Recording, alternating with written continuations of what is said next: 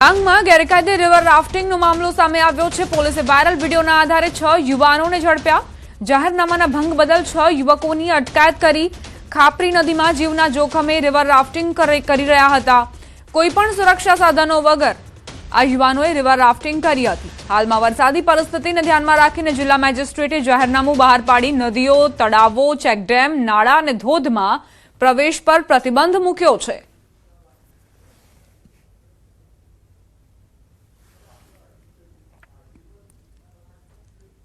બે અલગ અલગ દ્રશ્યો આપ જોઈ રહ્યા છો ટેલિવિઝન સ્ક્રીન પર। પહેલા કહીએ તો આ યુવકોએ મનમાની કરી। જિલ્લા મેજિસ્ટ્રેટે જાહેરનામું બહાર પાડ્યું છે કે નદી, જળાશયો, ધોધ ત્યાં પ્રવેશ બંધી છે, કોઈને પણ પ્રવેશ નથી કરવું। પરંતુ આ યુવકો કોઈ પણ સેફટીના સાધનો વિના રિવર રાફ્ટિંગ કરી રહ્યા હતા। વિડીયો વાયરલ થતા જ પોલીસ એક્શનમાં આવી છે અને ત્યારબાદ આ 6 યુવાનોને ઝડપી પાડવામાં આવ્યા છે અને કાયદાનું ભાન કરાવવામાં આવ્યું છે। પરંતુ આ યુવકોની બેદરકારી તેમના જીવ પર જ જોખમ સર્જી ચૂકી છે।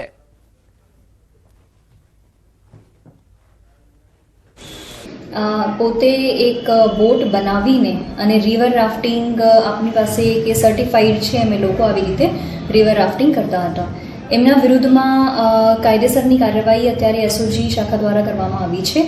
તો આ જાહેરનામા ભંગના કેસ આ 6 લોકો વિરુદ્ધ કરવામાં આવ્યું છે અને આ 6ની વિરુદ્ધમાં નોટિસ પણ આપવામાં આવી છે। અમદાવાદના ધોળકા અને ધોલેરા તાલુકામાં વરસાદે ભારે વિનાશ વેર્યો છે।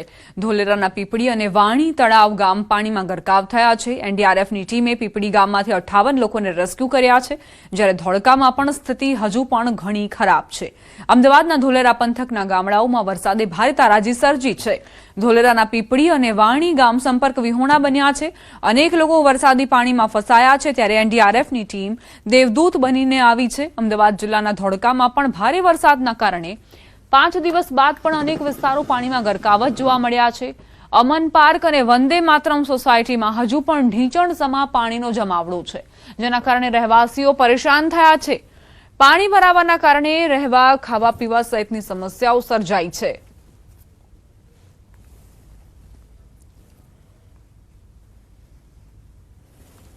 નવસારીમાં ભારે વરસાદે તારાજી સર્જી। ગણદેવી તાલુકામાં આવેલા વિનાશક પૂરે અનેક પરિવારોના ઘર છીનવી લીધા।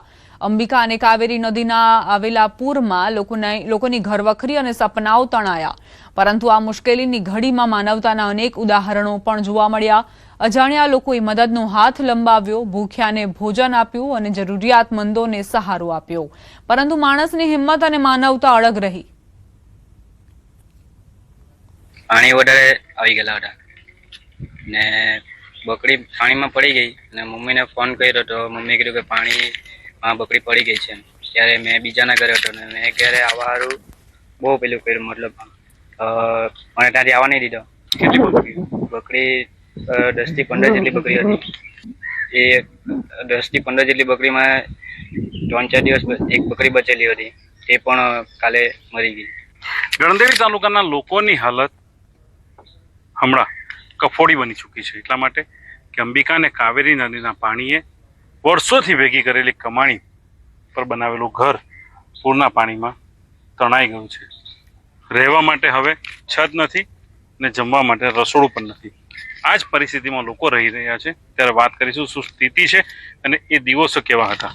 ત્યારે તો ગંભીર જ હતો। અમારું તો કઈ કપડાથી કઈ માણીને કઈ વસ્તુ બચી જ નથી, આખું જ ડૂબી ગયું। અહીંયા જ નહીં મળે, ઘરમાં કઈ થોબા લાયક નહીં મળે, જાનવર બાનવર ભેંસ બધું જ નીકળ્યું। આખો દિવસ ને રાત ઊંઘ બી નહીં આવે। અમે શું કરું, મજૂરી કરીને 2 છોકરા ભણાવ્યા, આટલું કરેલું હતું, હવે બધું જ ચાલી ગયું। નદી કિનારે આવેલું આ ઘર પાણીમાં સંપૂર્ણ નાશ થઈ ચૂક્યું છે। લોકો પાસે રહેવાના કપડાં નથી ને પગમાં પહેરવાની ચંપલ પણ નથી। આ પરિસ્થિતિમાં વિસ્તારના લોકો જીવી રહ્યા છે। સરકાર પાસે એક આસ લગાવીને બેઠા છે, સહાયથી માત્ર 4 થી 5 દિવસ ચાલશે। પરંતુ આજે બેન હતા, બેન પાસે ઘર નથી। ન્યૂઝ 18 ગુજરાતી એવા લોકોને અપીલ કરે છે કે આ લોકો સુધી પહોંચે, સહાય પહોંચે। સરકાર તો એમની રીતના જે સહાય આપવાની થતી હશે એ પહોંચાડશે, પરંતુ આ લોકો સુધી દાતાઓએ આગળ આવવાની જરૂર છે, જેથી કરીને ફરી પોતે પગ પર ઊભા રહે અને લોકો સાથે ખભેથી ખભા મળાવીને આગળ ચાલી શકે। વહેલી તકે આ લોકો સુધી સહાય પહોંચે એ માટે લોકો પણ આસ લગાવીને બેઠા છે. ભાવિન પટેલ, ન્યૂઝ 18 ગુજરાતી, નવસારી. ખેડા જિલ્લામાં ભારે વરસાદ વરસ્યો છે. ન્યૂઝ 18 ગુજરાતી એ તમામ દર્શક મિત્રોને એક અપીલ વિનંતી કરી રહી છે. નવસારીના ગણદેવી તાલુકામાં અંબિકા અને કાવેરી નદીના પૂરે સમગ્ર વિસ્તારમાં વિનાશ વેર્યો છે.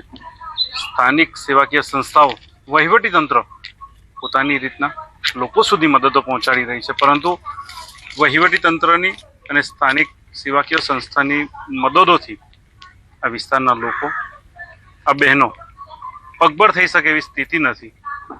આવા લોકો માટે આપ આગળ આવો અને આ વિસ્તારના લોકોને ફરી પગભર થાય અને જે ચહેરા પર હમણાં આંસુ વહી રહ્યા છે એ જ ચહેરા પર ફરી સ્મિત આપના થકી આવે એવા પ્રયત્નો અને પ્રયાસો કરો.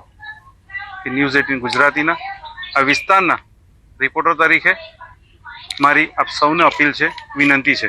ભાવિન પટેલ, ન્યૂઝ 18 ગુજરાતી, નવસારી. ખેડા જિલ્લામાં ભારે વરસાદથી ખેડૂતોને મોટો ફટકો પડ્યો છે. ડાંગરનું તૈયાર ધરું વરસાદી પાણીમાં નાશ થયું. પાક બચાવવા ખેડૂતો હવે દેશી વરોડિયું પદ્ધતિ તરફ વળ્યા છે. જૂની પદ્ધતિથી ફરી તૈયાર કરી રહ્યા છે ડાંગરનું નવું ધરું.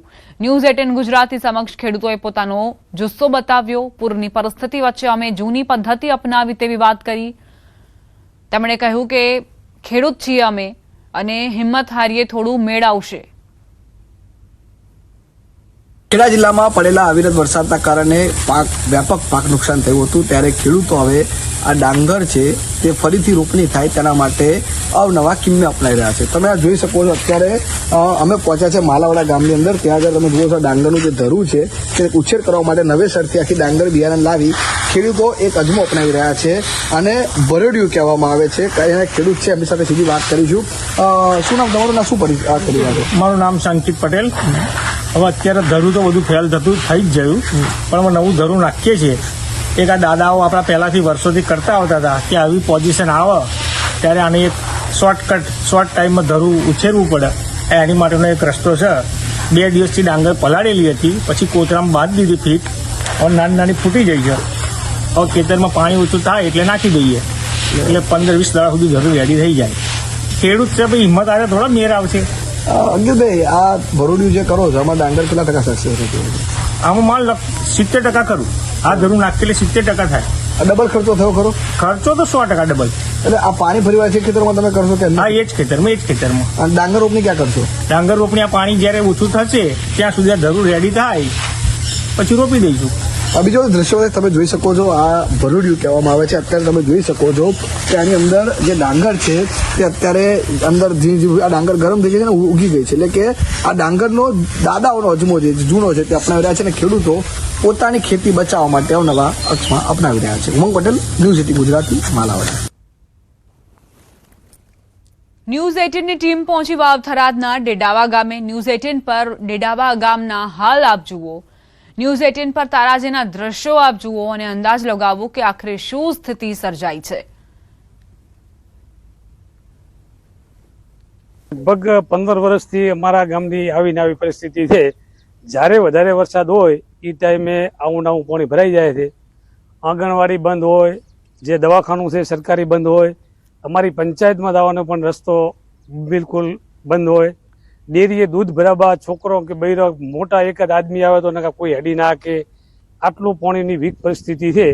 એને કારણે અમારો આનો નિકાલ થાય એવી અમારી સરકાર પાસે માગણી છે. અત્યારે ખેતરોમાં બહુ ગંભીર પરિસ્થિતિ છે. લગભગ ગામની 70% જમીન બંજર બની ગઈ છે અને 30% જેવી બચી છે. એ જો આની આ પરિસ્થિતિ રહી તો એ પણ પૂરી થઈ જાય એવી છે. ક્ષારનું પ્રમાણ ખૂબ વધી ગયું છે. ખેતીલાયક જમીન બચી નથી.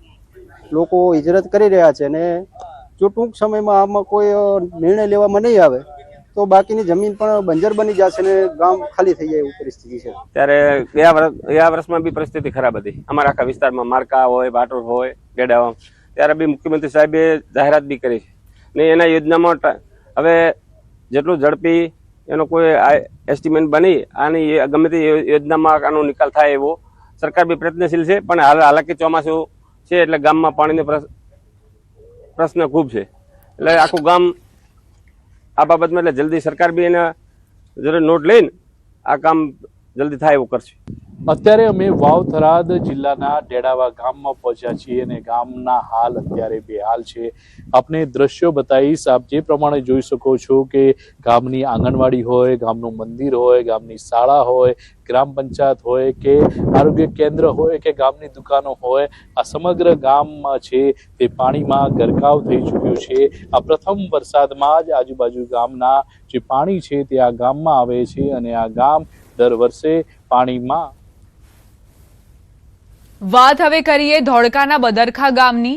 ન્યૂઝ 18 ગુજરાતીની ટીમ ધોળકાના બદરખા પહોંચી છે અને ત્યાં તારાજીના દ્રશ્યો તમને દર્શાવીશું. ગ્રાઉન્ડ ઝીરો પર ન્યૂઝ 18ની ટીમ ટ્રેક્ટરમાં સવાર થઈને પહોંચી હતી.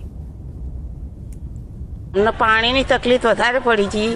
ખાવા પીવાનું કંઈ ના રહ્યું, કપડાં ના રહ્યા, કંઈ અનાજ ના રહ્યું.